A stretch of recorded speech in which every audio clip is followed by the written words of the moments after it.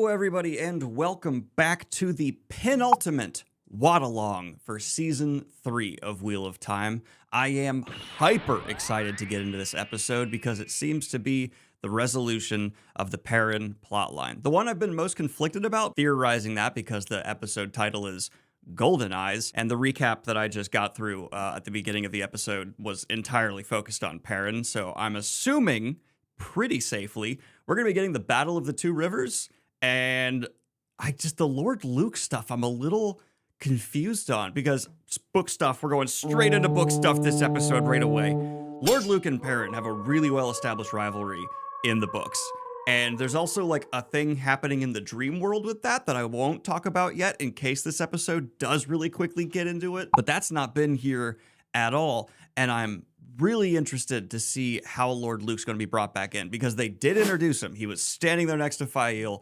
100%, so he's got to play a role here. But the other thing is, with it being the Battle of the Two Rivers, characters have to die.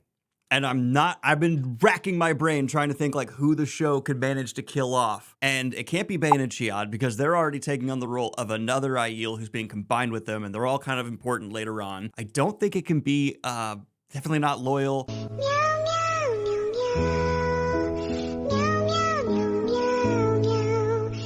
Not Alana. Maxim, not really, no. I don't think they've been setting him up to die. And they can't, like, re-kill Hopper to break my heart. So I don't know, maybe just, like, a bunch of villagers. Like, Sen Bui has gotten a few lines in there, and maybe that's enough for, like, him to be someone who's gonna... And I just wish Tam was here. I've recently found out that apparently the actor was just unable to return for Season 3, and that's why they had the line where it's like, he's hiding away with people. And maybe Matt's sisters? No, they already killed his mom. They're not gonna also kill his sisters. That would just be brutal. I don't know. I'm excited. I am curious. Is Padan Fain gonna die? That would be a change. Let's get into it. I'll give all my commentary. Also, I feel like I didn't give enough commentary last episode. So let me know what the balance has been. If you want to hear more book comparisons, less for the final episode. I feel like I always want to do more because, I wanted my content to be transformative here. Regardless, stop yapping, Daniel. Let's get into it. Yep, Two Rivers right away. Oh, they built a wall. Okay, this set is dope. Yeah, that looks like what a village would be able to throw together for a battle, and it looks pretty good. You got the stakes, got a little watchtower with archers, Two Rivers longbowmen. Hell yeah. Definitely Two Rivers longbow played a big role in the battle because that's what they're known for. Also, something that has not been brought in, and I guess is going to be entirely cut from the books, the Tinkers are in the area when this is all going down, and some of them end up being held safe within the Two Rivers, and there's even like a really dramatic plot line with one of them that I guess could happen this episode. That is something you could lift from the story and not have to change too much else. Let's get into it. I need to stop being predictive and be reactive. All right.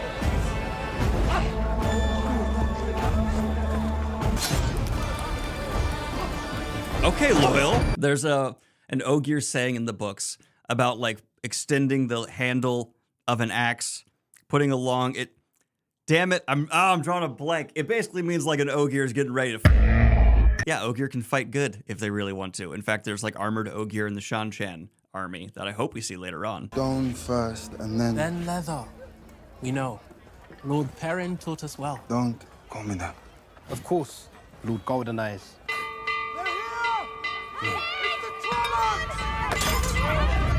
Oh, nope, the Tinkers. This happens exactly like we're about to see it in the book, to the point where, yeah, I'm able to call this is going to be subversion. It's Tinkers. Wagons. It's not Trollocs. Stand down. Okay, it happens a bit Those are different. Tuatha. Open the gate. It's all right. You can come in. A little bit different, actually, in the book. I was too quick there. In the book, they actually end up shooting arrows at them at a distance, assuming they're Trollocs. And, like, yeah, the Tinkers have to, like, take cover behind their wagons, and they're in horrific shape because, obviously, they've been going through this countryside, and there's White Cloaks and all this dangerous stuff going on with Trollocs. And then, like, there's tension between the villagers and the Tuatha being brought in. I don't know how I feel about them changing the, like, them shooting at them thing, which it kind of makes sense a little bit, because it would be like, this is a very clear, they are not Trollocs, and I think a lot of people who haven't read the books just watching the show would be like, Really? Really? And also, like, I wonder if this is a geographical restriction because the way they've built the two rivers, there's this forest right there, and they're able to clear some of it, obviously, but not all of it. And they would need to be way further back for it to be believable that they would be shot at by bows and arrows. I always want to know how those conversations go. Aaron. Milo. Perrin! We are getting it. Okay. What are you doing here? I came home. What happened to you? Where's Ryan? Trollocs. Last night. How far outside town were you? Only a few miles. And it wasn't just us. There are people from all around the two rivers. We could use some water. Let's go.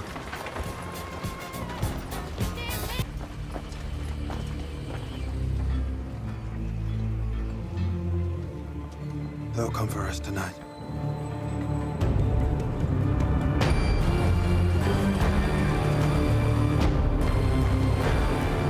So that's actually a point that Robert Jordan makes very clear in the books as well, and is a real fact of warfare and conflict. Stuff being attacked and destroyed can change the economy of an area, and after and during what happens here with the Trollocs and White Cloaks, the two rivers, and specifically Emond's Field, becomes way more focus of like people coming in, and their culture has a lot of outsiders that are suddenly relocating to this village and making it bigger, and it requires Perrin to take on more of like a leadership role after the battle's done, trying to just like get everyone to work with each other. Culture conflict was a huge part of Robert Jordan's writing. He clearly found it fascinating. The post-battle Emond's Field discussion, I would say, is like almost as interesting as the battle itself, with how Perrin is like forced into a leadership role as well. It just feels immensely personal to Robert Jordan. Perrin told me you don't eat meat, so don't worry, I picked out all the bits. Thank you. So the leaf has blown back to the tree. It was time to come home. I had hoped that one day we would find you again on the road, this time coming to stay with us. If we had, he'd probably be dead right now. The way of the leaf has never been easy, but the Tuatha'an have always walked it. We bury our dead, and we go on. What else is there? Go where? Without wagons or people to fill them. He's handsome. That tinker boy. For a coward. I don't think he'd like that. She wouldn't try it. No, you would. I love the detail that Loyal's been like paying attention to their maiden talk and has picked up a little bit. He's a scholar. He's a learner. God, I hope we see Loyal kill Trollocs. That would be, oh. Are they making Molotov cocktails? Close your eyes. Picture the bud of a flower. Pink. When do we get to throw fireballs? We don't have time for you to learn the battle wheels. You're going to have to link with me so I can draw on your power and combine it with my own. Can you throw lightning? The other ice I did, the last time the Trollocs came. You must be the new wisdom. You can see my wheels. That means you can channel. And you've been watching me train them all week. What? You want me to be part of your child army? Don't you want to learn how to use your power? Depends on whether I have to stop drinking. That's a fair question. Hold the line. Hold the bloody line! Why don't you hold the bloody line? The longer you hold the line, the longer your family survives. Give me a Two Rivers longbow, and I'll hold your line all night. You really think you can draw a longbow? Better than you, boy. Go on, then. Get your bows. How's it going?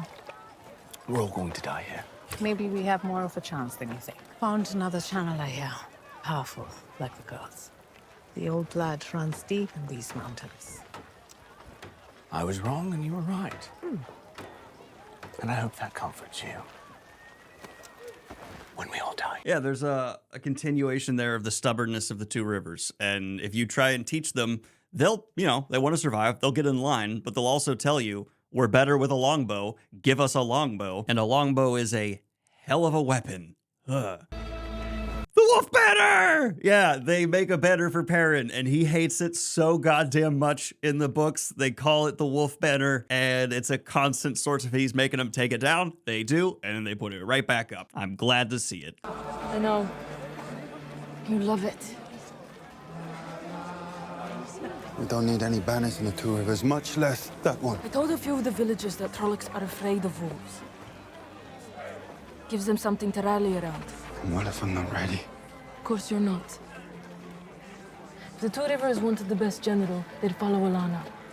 If they wanted the best fighter, they'd follow the IU. The Two Rivers follows you because you're one of them. If you can fight monsters, so can they. Finally, someone smoking Two Rivers Tabac. Did you get the message to Lord Luke? Of course. He said they'll meet us at the pass. Us? Aren't you coming? Oh, they're setting up waves of defenses. That's interesting. I don't think they did that in the book. It's just defending the wall they've made, but now they're doing like something out front. Okay, cool. That's strategically smart. You want to have a fullback position and a starting position. Honestly, I'm just going to be happy if they don't. After, I don't mean to bring up season 8 of Game of Thrones, but after watching a battle on TV where they put their soldiers in front of all their fortifications, I'm just happy to see they have fortifications even at their forward position. That's important. What if we killed him right here? We need their help to stand a chance against the Trollocs. They have 200 men on Watch Hill, trained. I mean it, Fire. Two Rivers. Charles Bornholm. Admirable work. Trying to keep our patrols out. The opposite. I'm asking you to join us against the Trollocs. Hundreds, just over these hills. Surely your scouts have seen them. The Trollocs have come here to destroy us, and they'll attack tonight. I like this. Okay, this is cool. I like that Lord Luke is giving a part of this. It's not necessarily what his focus is in the book, but it's a good way to incorporate him to still be around the conflict. And it makes sense that Lord Luke, an outside of the Two Rivers, would have an in to actually talk with the White Cloaks as a like third-party observer. And it also, for me, a book reader, makes me not trust what's going on. Not at all. I'm not a dog friend. No matter how much you want me to be. Why would I want that? To make it easier to hate me. Trust that's easy enough, Two Rivers. You murdered my father! I'm sorry. Truly, I am. And are you sorry for what you did to Nettie Cawthon? An innocent woman burned alive in your camp when she was already prisoner. She was a witch. No, she wasn't. She died for your grief, like your father died for mine. Where does this all stop? When the light's justice is done. Letting the Two Rivers be slaughtered isn't justice. It's not even revenge. It's a betrayal of everything you claim to stand for, what your father stood for. My father fought for the light, Two Rivers. Why should we fight for you? Look, you come to the Two Rivers. You help us, and I'll go with you when the battle's done. To face your lad's justice. That's why you came here, isn't it? To these mountains. To arrest me. I won't waste my men's lives on an empty promise. If the Trollocs don't finish you, we will. Oh, wow. Interesting. In the books, that's the promise that makes the White Cloaks fight alongside them. So I wonder if they're setting this up so that the Two Rivers just save themselves, or that the White Cloaks are going to come into the last minute as reinforcements. But with Padon Fane among them, that's not exactly a guarantee. Because, you know, Padon Fane is the most evil man. I would say, like, in terms of, like, the red, yellow, green system we've had for being, like, not book at all, fairly book accurate to totally book accurate. That whole exchange was a yellow. It had the promise, but the White Cloaks did something else with it. But it also represented the conflict between these two pretty well. And also, I just love that White Cloak character. The fact that he's so conflicted, he wants to do the right thing. He's not a dark friend. He's just buried in grief and among a group of people who allow his grief to become a very dangerous weapon. And him burning Natty Coffin, he didn't do it. The other, it's just, you know, you don't like White Cloaks. Yeah, he still has a possibility for redemption, let's put it that way. But you never like, I want to get a beer with that guy. What does that mean, after King? It's a name. Aemon Alcar Althorin, the last king of Manetheren who died fighting the Trollocs, right here. Al-Thorin, like Grand Al-Thor. The Karakarn.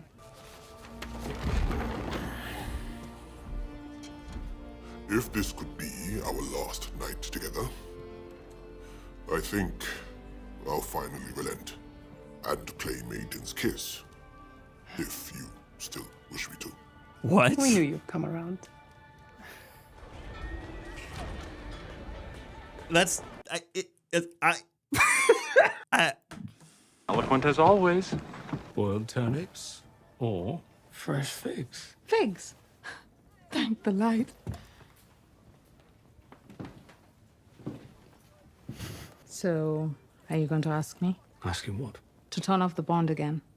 The battle won't start for a while. You'll get a few hours of peace. Keep it on.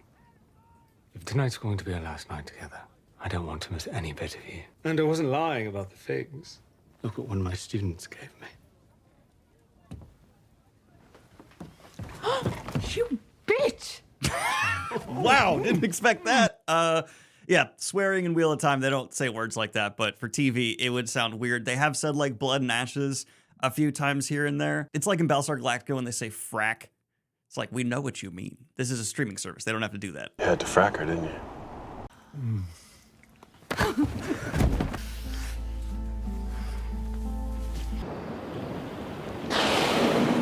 If you want to sneak up on someone, take those knives out of your sleeves. You're no fun when you're waiting to die. It's all right to be afraid before a battle. My father always is. And he's fought dozens of them. Are you afraid? Of course not. Not a big baby. I keep seeing their faces, looking at me when they realize I led them to their death. Without you, it would be worse. They wouldn't have fought at all. No, they have to. This is their home, but it's not yours. So why are you fighting for it? Maybe it's because you question that. And most men wouldn't. Maybe it's because your friend blew the horn, stealing my shot at glory. Or maybe it's because I like lost causes. Point is, I'm here. Lucky for you. I don't want to see you die. You won't. Not last longer than you. Serious? If you care about me, then leave now. While you still can. Please. It depends. Are you sending me away because you're scared that axe will end up in me? Same as your wife? I'd stop crying about your dead wife. Get off your f***ing lazy ass. Enough! It's too far for you. I mean it, just leave. Try and make me. Maybe then you'll see I don't need saving. I choose to fight. Just like everyone here is. Just like your wife did. We deserve respect before battle and honor after it. Save your guilt for the enemies that escaped. Oh my God, we are seeing it. Wow.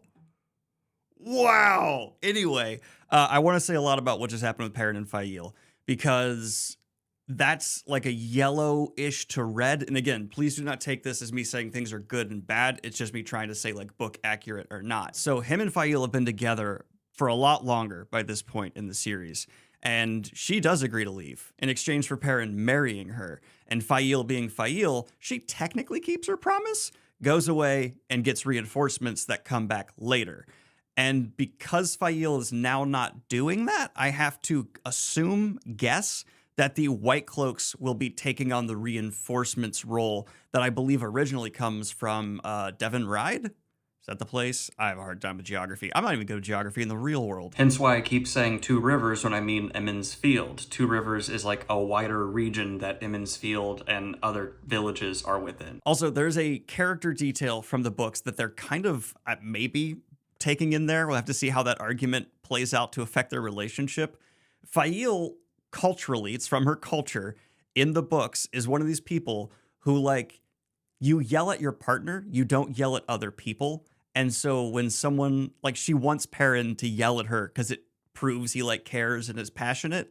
And when Perrin ends up yelling at, like, another woman who's trying to, like, flirt with him, she gets hurt because she's like, you should only care that much about me. It's a strange culture thing. They did finally address something that was kind of in the back of my head, which is like, why is Fael fighting for these people? And the fact that she just gave like a litany of reasons that all could kind of add up to be why, makes sense. Also, it's just in her character to fight for what's right. Faile is a very justice-motivated person. And then finally, they're using the wife that they added and fridged to add another angle to Perrin's anxiety has from the books that he has about Faile because he has been with her for longer and loves her so much by this point. Whereas like here, that same level of care couldn't exist. But if you add in the wife angle where he's like afraid someone he cares about, because he doesn't care about her at this point, would die, it kind of makes up for that. Still don't love the fridged wife, but they're able to at least utilize it here for something, which is good.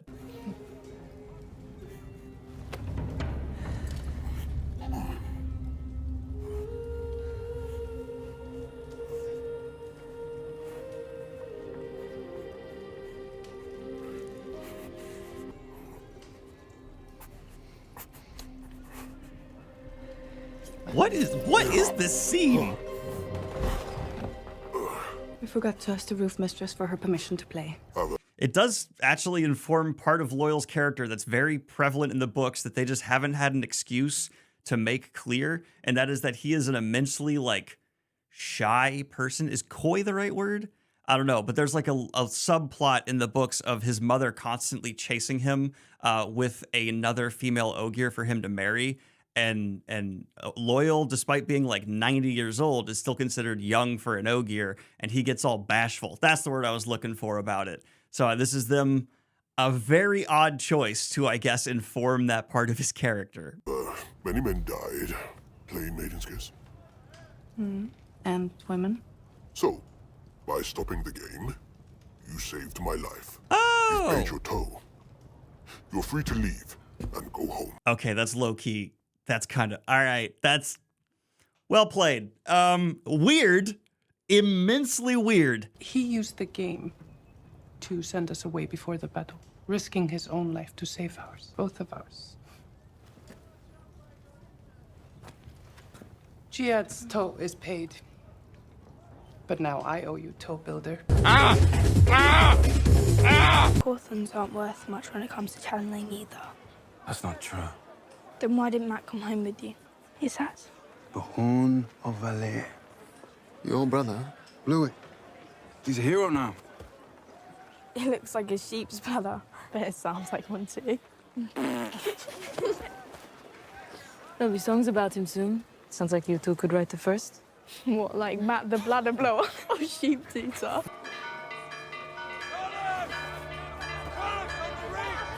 Okay, it has to be Trollocs this time. They're not going to do a double fake out. Also, I really like that scene. Little nice exchange with the sisters. That was cute. It's got to be Trollocs this time. For real. Which is the attack going to be at night? Yeah, I guess for VFX and for the costuming, it'll be easier for it to be at night. So that makes sense. And also it's atmospheric, so it's fine. I think, though, the attack is during the day in the books? At least I believe so. Oh my god. 500 torches, at least. Do we need to adjust our plans? 500 or 5,000 Trollocs are dark friends. They all bond the same. I destroyed all the bridges, and Trollocs won't cross deep water. The mountain pass is the only way to get here. We should still be able to hold them there. We just have to grind them down enough that they turn away. And if we can't do that at the pass, then we'll try again at the gate. And then again at the square. And then here at the wine spring. And then... We are all gonna die horrible, horrible deaths. We will not take up weapons. Even for this. I would never ask that of you. But no one can run as fast as a Tuatha. Look, women circle dug a secret tunnel out of the village. From the wine spring up into the mountains. If the battle looks lost, will you take our children with you and flee? There is no leaf without the seed. We would be honored. I like that. But an additional note, in battle, you don't, like, it's important to not have people that are fighting that are running ammunition, taking care of the wounded. I guess Tuatha wouldn't carry arrows, maybe. But you need people who also can just be on the field doing non-fighting related things. That is crucial on a battlefield. Tuatha can also do that. And I think we're about to set up a subplot here that throughout the books with Aram.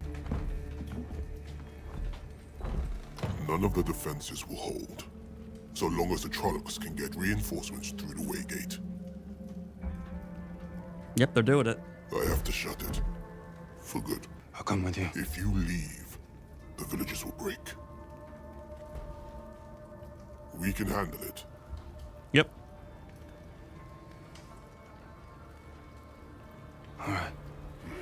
pretty much straight out of the books, and it's one of the best, if not the best, loyal moments, showing the bravery of the Ogier. He takes a solo mission to close the Waygate for good so that the Trollocs can't keep coming, and it's badass. They're not going to... No, he's taking the Aiel. He's not going to die doing it. There's no way. There's one more thing you have to do for me. You can't keep me from getting drunk. You have to forgive yourself for everything that went down the other day. You're so annoying. Okay. Good. Where's your camera? Aren't you gonna take some pictures? Pictures of what? Crying babies covered in chocolate. People singing happy birthday to my son who've never even met him before. You know, the whole routine. Where do you think we are? Your name is the splinter inside me while I wait.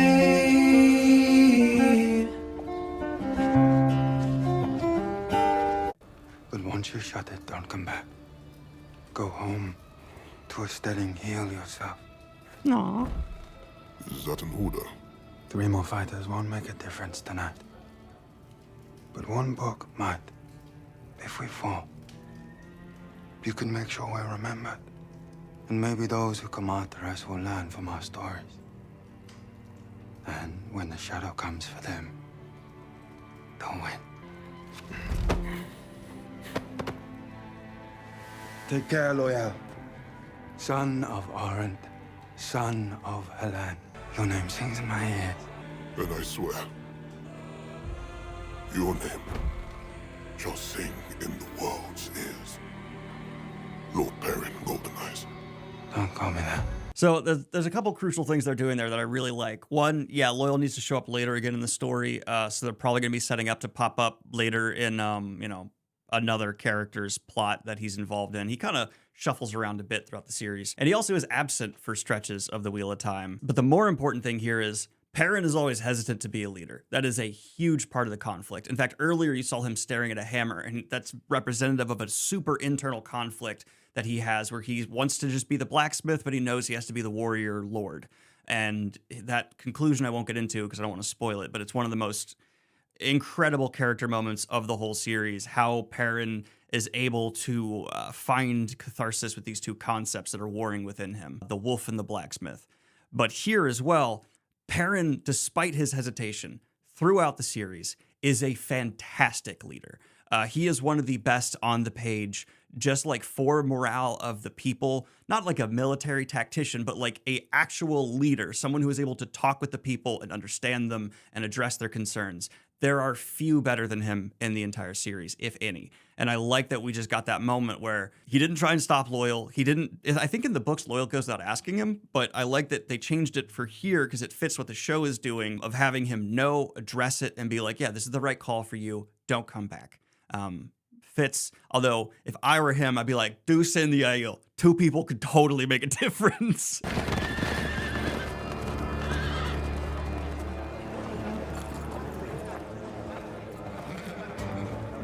Again, good example. He's on the ground. He's with the people, frontline commander.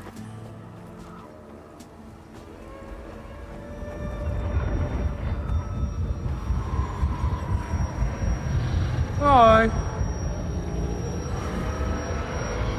Oh, right. There's going to be fades, too.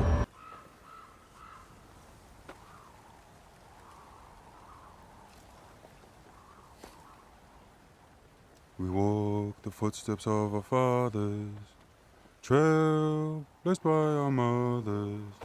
They bought the land with their blood long ago. Long ago. Oh, sing on Netherland. Oh, weep for the England. Oh, cry for Netherland. Long ago. Long ago.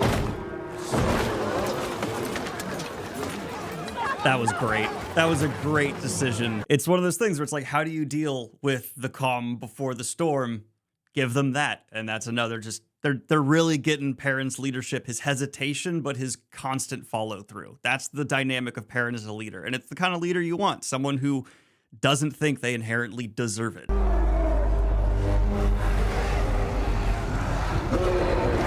barriers to slow them down while arrows rain in.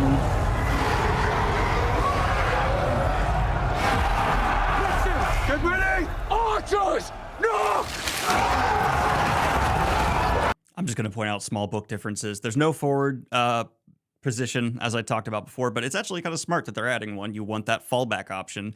I don't believe there's any dark friends among the Trolloc attack. They've done a good strategic thing, which is put up these barricades that'll slow them a little bit. Your best thing you have in your arsenal is longbows and an Aes Sedai who's linked. You need to maintain range for as long as you can. Just put physical barriers, and I hope they have like a line of soldiers, which we've seen. That is their one advantage. And as soon as that line is hit, in my opinion, I'm not a military genius. This is a internet armchair tactician going.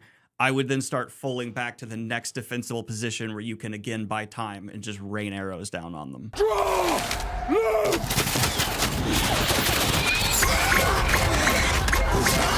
Maxim again! No! Draw! Loot!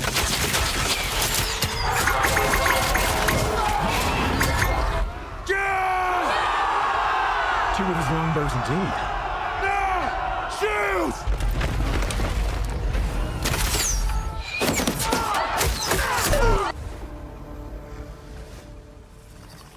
Loyal's got a hammer. Loyal's got a hammer, and that makes me really happy. Use that hammer.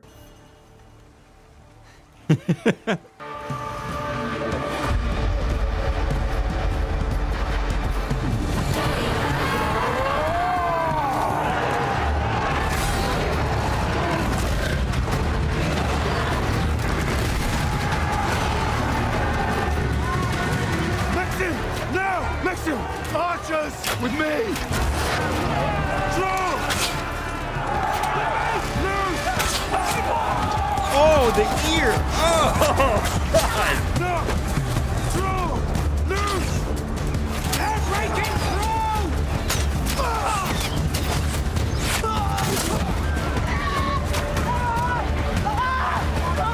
Dumb small detail I like to make up for the, well, actually no, the continuity. They're actually showing like people are falling and get hit by an arrow, which I think is, yeah, you'd fall if you got hit by a longbow arrow, but they're still thrashing on the ground. They're not just dropping limp. Small detail, but I like that.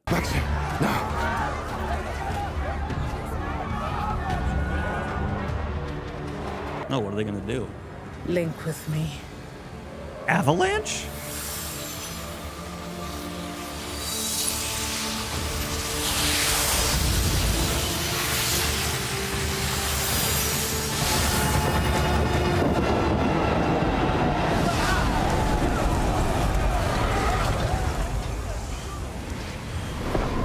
Yeah, that'd make you stop.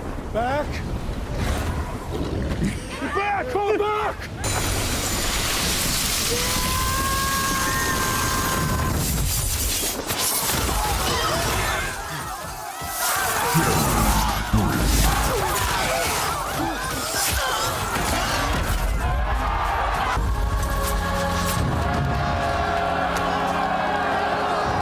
Honestly, cool tactic. Got them within the barriers, so it's hard to retreat. It's a bit of a mess. Didn't do it when they were just lines and could get out of there.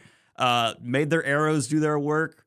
It's like solid tactics from an armchair tactician. Do not take me as an expert. Go watch Kings and Generals or whoever's evaluation of this. But it seems smart. Like, it genuinely for me. And then last comment, I think it actually follows with the show's canon, and I want to make that clear, how powerful Alana bonded with linked with those two novice channelers would be, because I want to make this clear for not book fans. It doesn't matter how trained you are as a channeler. All she's doing is drawing from their power. So they don't need to know anything. She's just drawing from them and using their power to amplify her own. Does not matter how well trained they are, though the more you use the power, it can kind of grow your power a bit. So they're probably not at their full potential yet, but that's irrelevant. One thing I want to address from the last episode, I think it was last episode, there were some people who had problems with me talking about how Alana shouldn't have been able to teach them how to heal her. And one argument I fully disagree with, and the other I actually see a good point. And it follows in what I was saying here. In terms of show's canon, yeah, it kind of does fit because of some stuff we've seen before that maybe she would be able to guide them through it. And I want to make that distinct, different turning the wheel, different headcanon, but I saw some people who are very rude, and I never understand why people are just such a dick to me sometimes when they disagree with my opinion on a book thing. Why can't we be chill? Have a nice civil conversation with some tea? I'm not being mean. I try to give as much grace as whatever. I don't know. I'm sensitive. But they were saying that, oh, maybe these two naturally have one of the like subtle talents that someone can just have for healing, which I don't think the show's even implying that. I think they're instead making it that healing's just a little bit easier to do or something along those lines, because one, Alana is guiding them through muscle, skin, blood, stuff like that. And on top of that, a lot of like the self-taught people who aren't trained but just kind of figuring out those weird innate talents they have are far simpler. Like there's one in the books where like, I think it's Nynaeve or Egwene, forget which one, is like giving energy to people while they're running. That's way different than healing. That's just giving someone stamina. Stuff like that is usually like the full limit.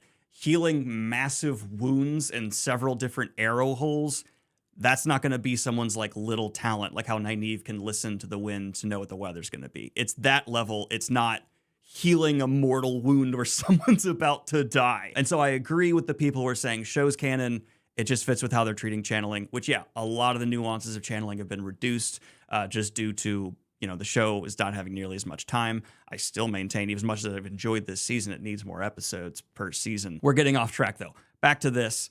I really like this battle sequence. At least from an armchair perspective, didn't take me out at all. Felt as reasonable as it could be. And yeah, I'm sure there's someone like Kings and Generals who, like, in an interesting way, I love that kind of content, can point out, hey, this could have been done, that could have been done, and whatever. But for TV, great. Oh, and then last thing, I've had people asking me, like, why are you occasionally like looking up at the camera? I'm making sure it hasn't overheated. I'm using a DSLR, not a video camera, so I have to occasionally check on that. I've had some people being like, why are you staring in my soul for a second? I'm just making sure my camera is still recording because I'm paranoid. I have lost hours of footage and times yonder from not checking on that. Get on with it.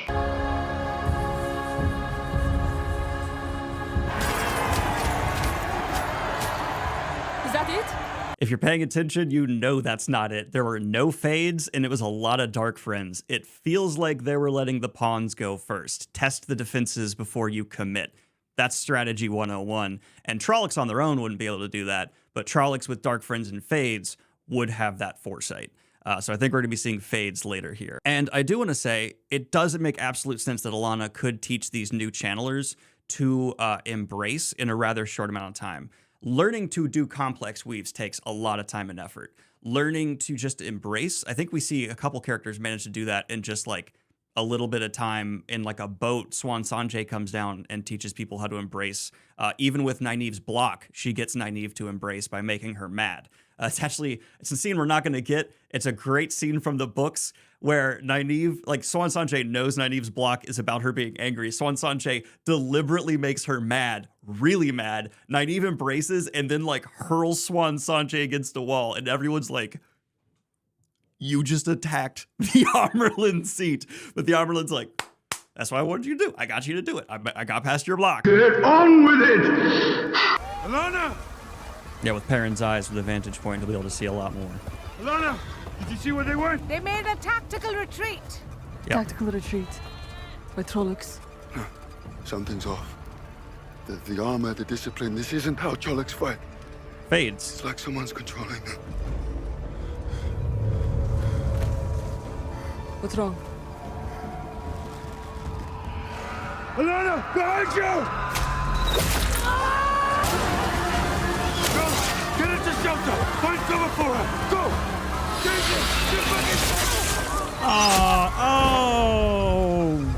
Okay, well, who's gonna die? The new wisdom. Didn't see that coming. I think that was just a bunch of air weave, throw up a shield, and it fell apart quick. I have no problem with the new channeler being able to do that. It's also a good showcasing of how, yeah, channelers in the Two Rivers are powerful. Also, I'm pretty proud of myself. I feel like I called that fade incoming. Daniel, do good. Wrong, wrong, wrong, wrong. Wrong, wrong, wrong, wrong. The Trollocs! Get back! Retreat. It's time to retreat. We Get can't fight back. without an Aes Sedai. We need to run. We're not soldiers. Soldiers don't win battles. What wins battles is being too dumb to know when you're beaten. Too stubborn to fall down and die. And too nasty to let the wheel crush you without jabbing a stick in its spokes. What do you say? Can the people of the Two Rivers manage that?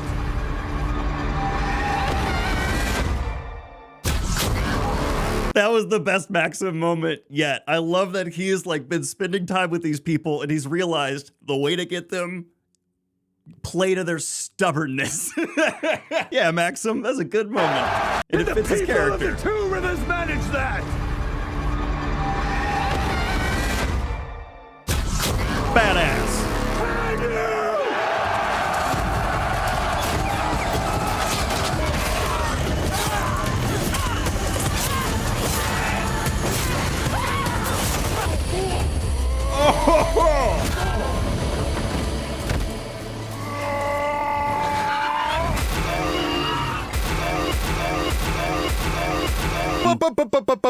Stop. My penis can only get so erect. I am thrilled right now. How do we close that thing? It's not even open. And then the Sora. You. Always touching. Can only be closed permanently from the other side. Will you defend my back, Bane and Shead, maidens of the spear? Why do I have a really bad feeling that Loyal's gonna die? Would they do that? I don't know. Okay, so they retreated back to the Two Rivers. They managed to hold off that attack. I thought we were gonna do a two-front assault thing, but it seems maybe the Fade had the Trollocs take up a position on the high ground. Interesting. Where did that arrow come from? Oh, they were trying to assassinate the Aes Sedai. It was, again, probably like a small party going in to try and take out the Aes Sedai after the Aes Sedai revealed their position. Maxim, the pass. Without Alana, we couldn't hold it. We held as long as we possibly could. Your people did you proud. We'll hold them with the walls. We can't hold anything without the Aes Sedai. We don't have the numbers. I know. Did before. The weave of healing. Oh. We're trying. Are they gonna kill Alana? I don't know what's happening. It's not working. It's okay. You've done so much today.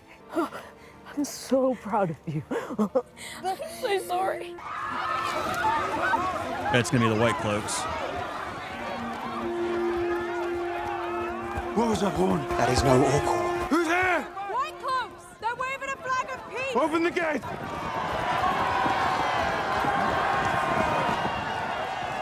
They came. The bastards actually came. Oh, he's gonna see Put on Fame? He came. It was the right thing to do.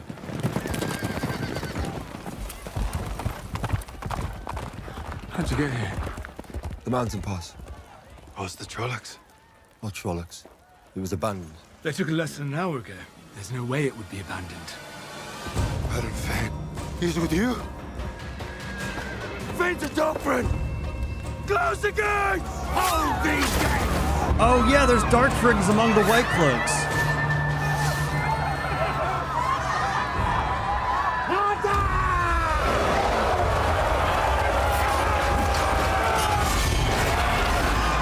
Oh, damn!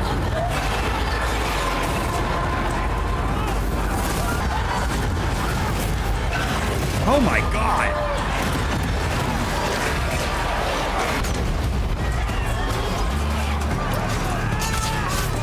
Go! Quick to the defensive line! Didn't know about Fane! You shut down!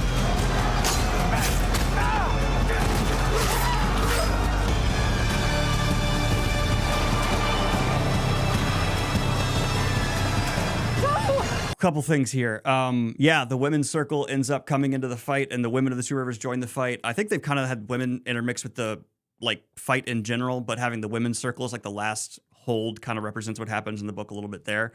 There's not this betrayal from within the White Cloaks thing that goes down, but I really like it. It's well set up. It pays off here solid, and it makes this last battle actually feel super desperate. Because before I was feeling like, okay, it was too sturdy. They fought off the test. They're looking good.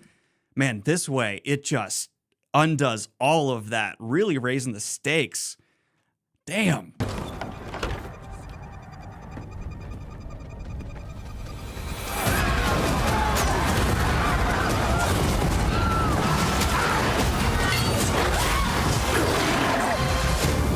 No fade yet. What's he doing? Hold it right there.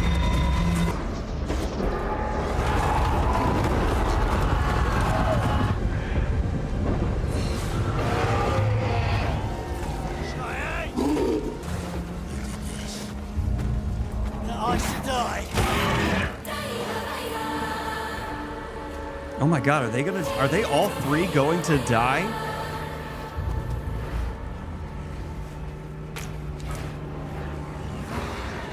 Slight change from the book. Doesn't really matter. It's a good way to raise stakes in the moment of the show. All Loyal had to do to like permanently close it is take the leaf, I think, from the inside out. Or was it? There was something like that. He didn't have to break anything, but they're making him break something to add like a tension time thing. Makes sense. We must go deeper into the woods. Run!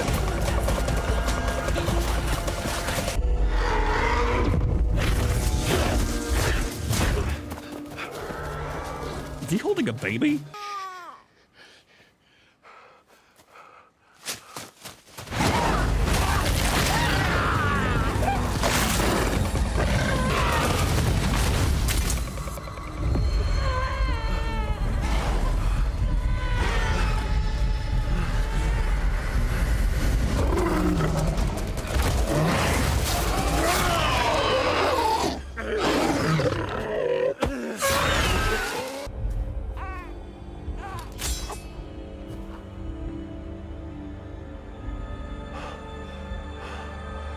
Okay, change from the books. Aram does pick up a weapon, but he does it like in the inn in a calm setting and makes it just a decision to abandon the way of the leaf.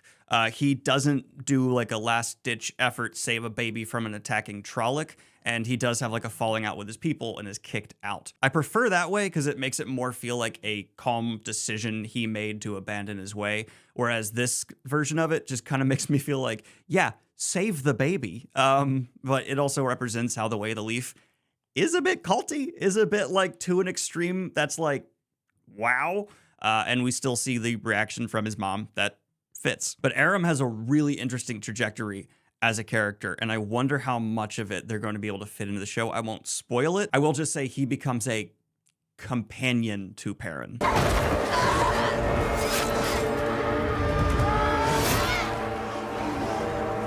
Everyone's going to die tonight because of me. I failed them. Failure is freedom. Because now what is there to be afraid of? What would you give for the two rivers? Everything. Then show them.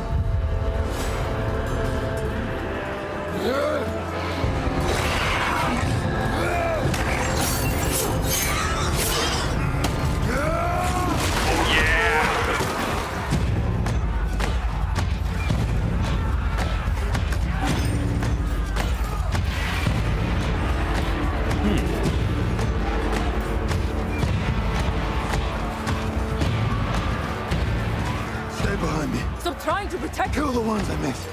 Mark me down as scared and horny. So totally fits. Perrin is a berserker at certain points. The wolf like takes over and he becomes a berserker. We're missing some of that. He also does alternate between fighting with a hammer and an axe. He's fighting with both right now, which actually foreshadows something. To me! Hold the square! We hold the square!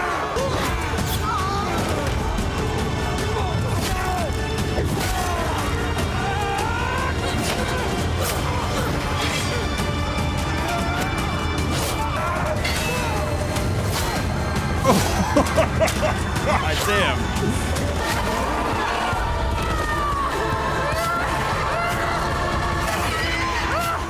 I like your women's circle.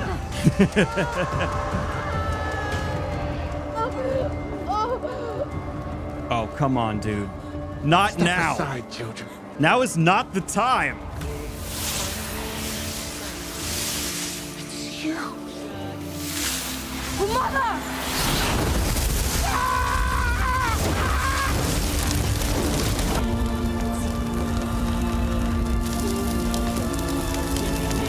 Just to explain, Healing Weave takes way more energy than just throwing a fireball. So them earlier trying to do a healing and it not working. Also, they're like more panicked. They're maybe a bit more calm now. That all fits. I'm a little confused on how he could tell they were embracing. Maybe it was just because they stood together and did like this. Come play with us, Daddy. This is going to sound bad. I like Eamon Valda so much as a sadistic villain. I'm a little sad to see him go. That sounds messed up, but I just wanted to see him be awful more. Do you understand? Abdul Salas from go for this show was a peak performance. Absolutely from season 1 was one of my favorite embodiments of a character. And one of the reasons I'm kind of surprised and emphasizing this is Eamon Valda goes on to be a major player later on that actually ends up with a lot of power and going against Galad of all people to kind of have that white cloak moral tug of war I was talking about come to a zenith. And so I'm just kind of surprised to see this and wondering if they're going to kind of abandon that or have a other character take on that role. I'm just disappointed because Salas was so good at this performance. I'm like, oh no, come be evil more. Damn.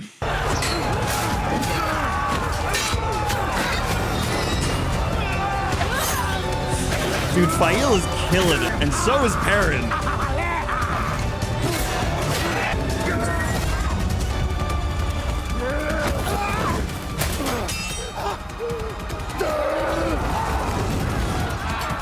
Kill him. You have no reason not to kill him. Why did you do this to us? Why do you hate us? Hate you? I don't care about you. I don't care about this place. The Great Lord wants to wipe the Two Rivers off the map to make a point to the Dragon Reborn. Great. Kill me or don't. I have thousands of Trollocs coming through that way gate. There'll be no lanterns at Beltane this year. I'm sorry, I have to rant about this. Perrin just got done killing 40 Dark Friends? I don't know, a lot. And suddenly I get like he has a childhood connection to this guy, but this is the guy responsible for it. Kill him! And like, why? He's a dark... that's bugging me. That's bugging me. I'm still enjoying it. Let's go. Also, still no fades. I'm surprised by that.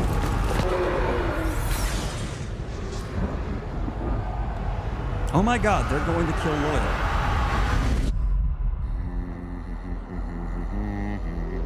But he's gonna be singing.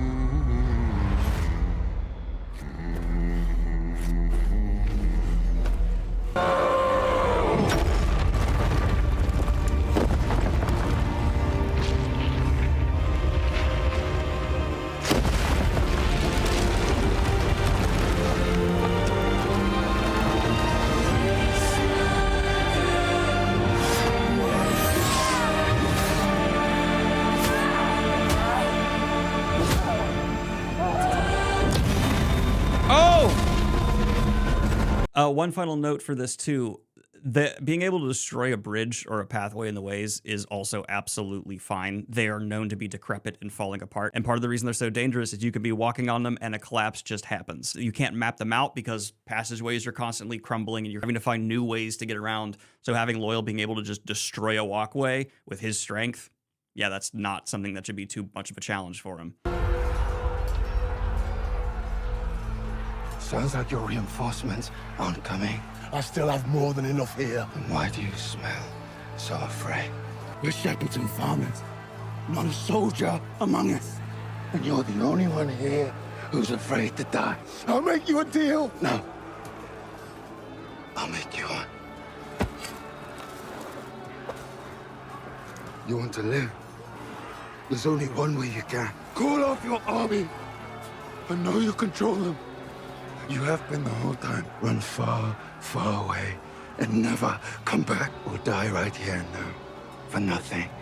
Okay, that actually addresses... That's actually... Trollocs do get linked to people, and that's how they get more organized. Usually it's Fades, and that's why I was thinking, like, Fades, where are the Fades? But apparently they're linking them to Padan Fain, which actually works. He does control large armies of Trollocs later, and even, like, tortures Fades.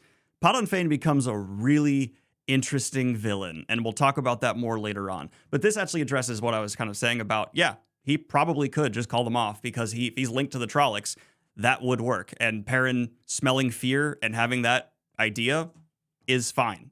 So you know what? I ate my words. That's me. I took them. I ate them. And that's like genuinely the problem with doing reaction content. I have to react with like what's handed to me in the moment. And then like, you know, context changes. And I have to be like, do I lie and remove it? Or do I just keep it in? I'll keep it in. Trust. I'll keep my end of it. If you don't.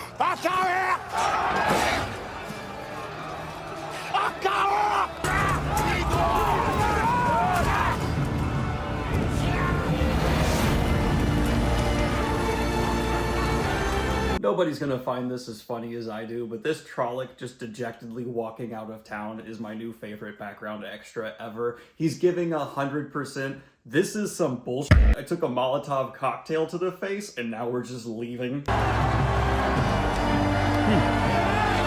Small detail I like there, the White Cloaks went out front. As soon as they could organize, the White Cloaks tried to protect the villagers. And as much as you hate White Cloaks, and they deserve to be hated, they would do that. The White Cloaks would step between villagers and Dark Friends, if they're known Dark Friends, without question.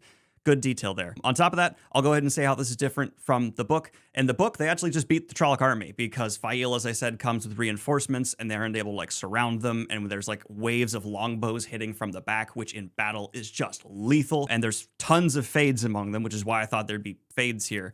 They're replacing the fades with Put on Fane being connected to them because that's one of the ways they're able to take out like lots of Trollocs in the books is because Fades don't trust Trollocs, so they link them to themselves. But if you kill that Fade, those Trollocs then suffer consequences. There's just a twist here to have Perrin more directly responsible to it by confronting Put on Fane and forcing the retreat. It's like, do you want the forced retreat from their leader being threatened ending, or do you want the like droid army, they take down the Fades, which kills lots of Trollocs, and then reinforcements come? I think I prefer the books. Honestly, I'm just really happy with how this battle turned out. I had like mixed expectations because this show in battles has been not always great. Season 1, looking at you, but this exceeded my expectation. It's still not perfect, but it's well above where the bar was set. And that's really like genuine strategy. The fact that there was an assassination on the Aes Sedai after they revealed their position made sense. They tested the fortifications of the Two Rivers folk, and the Two Rivers folk had smart-ish fortifications, at least enough for TV. You know, again, I like the content that like picks apart and does all that stuff, but I also am logical enough to be like, it just needs to be good for TV. And I think this was really good for TV, especially the betrayal of the White Cloaks and having the Dark Friends among them. That was badass. In the books, the White Cloaks actually do agree to Perrin's offer, come in, and then don't fight. It's like a really hateable moment for them. They're like, yeah, we'll come in your village. And then they let the Two Rivers folk do nearly all of the fighting. And that's why like the women's circle and the women of the Two Rivers have to go out and start fighting because it becomes so desperate. And then at the end, Perrin's like, you didn't uphold your end of the bargain, so I'm not going to join you.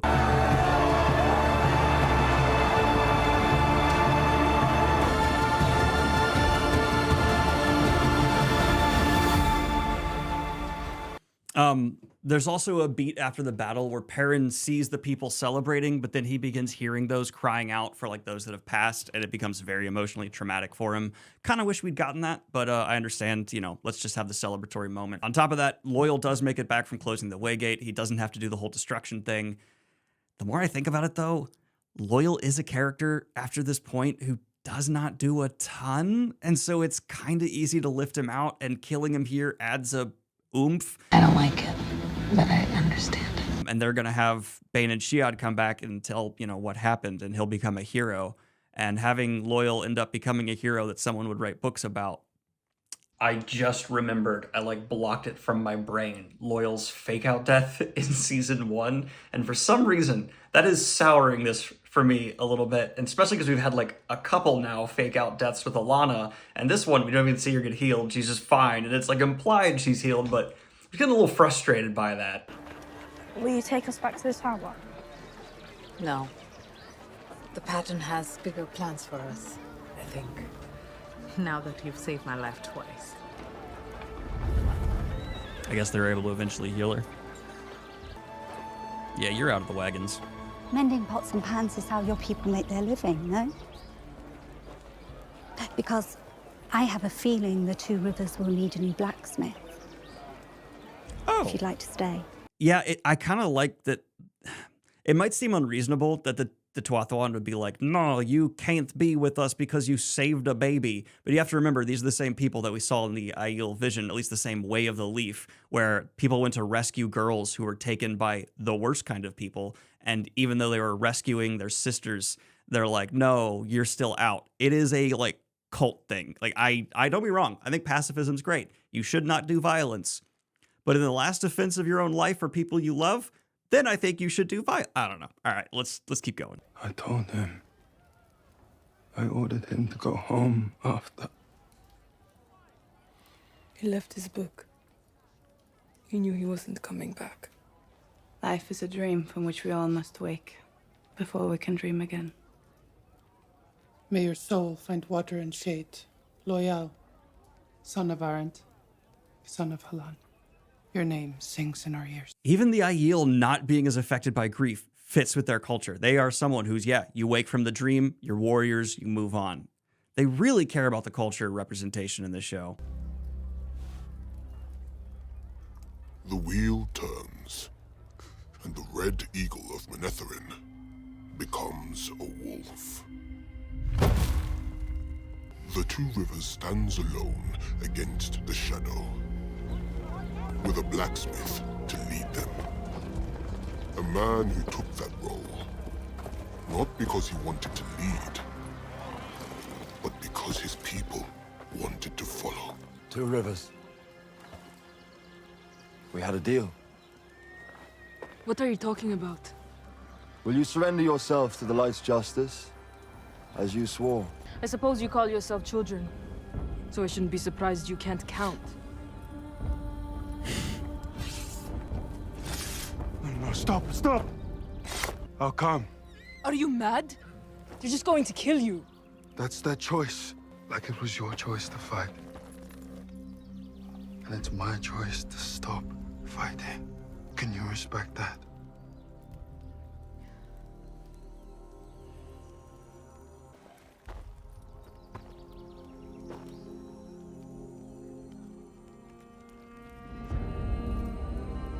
Violence never ends until someone says enough.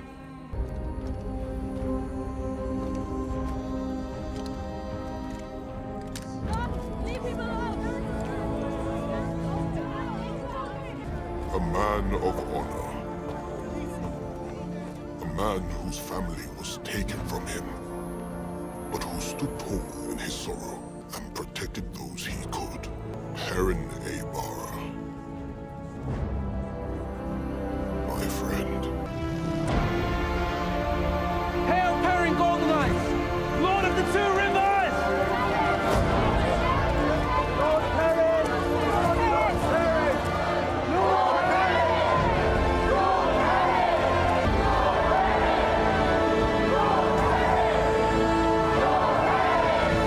Interesting ending. So in the books, he doesn't go because the White Cloaks didn't fight like they said they would. Here they did, so it makes sense that Perrin will go. Curious to see how that's going to play out because there is an eventual addressing the conflict between Perrin and the White Cloaks, I'll say. And I wonder if there's going to fold that in earlier here, which, this is a good excuse to fold it in earlier here if you want to go ahead and do that. I just don't know if it's set up in the right way. Curious. Ending on Loyal's narration, I don't remember if we ever get to read directly from Loyal's book that's constantly talked about throughout the series, but it definitely adds that awe-inspiring weight to what Perrin becomes to the people of the Two Rivers, and having them hail him as Lord Perrin as he leaves really does set up that dynamic where he begins being viewed as like a living myth, a legend among the Two Rivers people, and he can't stop it because every time he tries to, he just buys more into the narrative of like Perrin's incredible. And hats off to the fighting dynamic between Perrin and Fael together. They do fight together at times during the books, and it is a lethal combo. You have your berserker and your like darting assassin knife type. They definitely nailed that. I really thought, though, this was going to be the ending of Padan Fain. The ending of Padan Fain is maybe the most unanimously agreed upon among book fans disliked ending to a villain in the whole series. And I thought maybe killing him here and having him being connected to the Trollocs and them like fall down after he dies would be the way they took it, because that would work canonically and it would mean they wouldn't have to deal with his disliked ending by fans later on. But they're not. He's going to be back as a threat, which I also don't mind, because Padan Fain later on, as he gets more and more into the corruption of Shadar Logoth and like the dagger and everything, becomes just nasty in the best way. And I think maybe the biggest thing I was missing is I really wanted to see some fades. I love me some fades, and the fact that they were removed kind of hurts my heart, because fades are just so terrifying. Now I think I'm going to make some people upsetty spaghetti, though, because this is a good episode in a vacuum. But outside of that vacuum, I start to have some pretty big problems here. For example, Lord Luke. What happened with this very substantial character for this conflict in the books that helps flesh out so much of Perrin's wolf dream and that aspect of him? It's just dropped and gone. And in fact, the whole incredibly important part of Perrin's character that involves him becoming in touch with the wolf inside himself and communicating with Hopper and Teleron Riad is gone. And its absence is felt. And I think it'll be felt even more as Perrin's character goes on, because it is a tremendous part of everything from here on out for him. And this is like the real establishment of it within the Wheel of Time's bigger story. And on top of that, yes, the conflict here, the battle is impressive, and I felt it. It was really well done, especially for a show. But the build-up to it emotionally just lacked a lot of nuance for me. We didn't see Perrin going out to farms and communicating with the people one-on-one, and we got that in this episode, which I really liked in this episode, but it really felt like suddenly something just switched and they realized they had to do that rather than spending time to set it up and pay it off.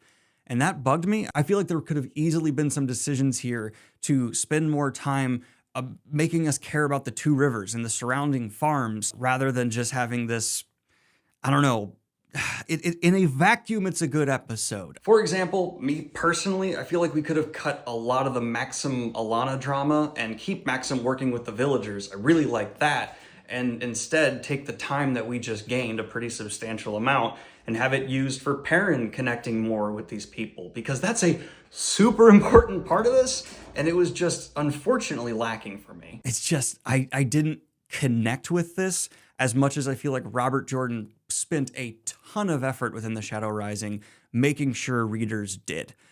It was clearly a very important part of the Wheel of Time, as like the purpose of it, for us to feel the farmer's life and how violated it is by this outside world coming in. And instead of some of these really magnificent moments of charisma and, Tal'Virin working from Perrin, we just got him pointing out to everybody, like, don't go back to your farms, you'll be alone, and that's bad. When we find out in the books, that's manipulation from Lord Luke, who's trying to prevent the people from gathering. It's just losing some of that edge. And so that's why I say this is a good episode in a vacuum.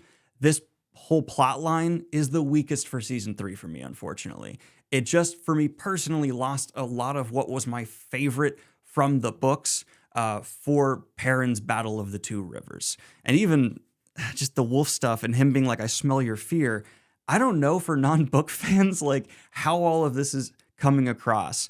Because for me, it just feels like a very hollow version of something that is as nuanced and deep as channeling in the books, being a wolf brother, suddenly is just kind of like this really surface level thing. But let me know what you thought of the Battle of the Two Rivers, especially for those who are book fans and non-book fans. I'd love for you to differentiate yourselves in the comments and give your thoughts. Remember, no one's wrong. Everyone has different interpretations of art. And on top of that, I plan on doing another Wheel of Time lore story Q&A. So if you have any questions for me, leave them in the comments down below, or go ahead and follow me on Instagram at this link, and I'll be asking there, as well as looking at comments here, for things to answer in a future Watt Q&A.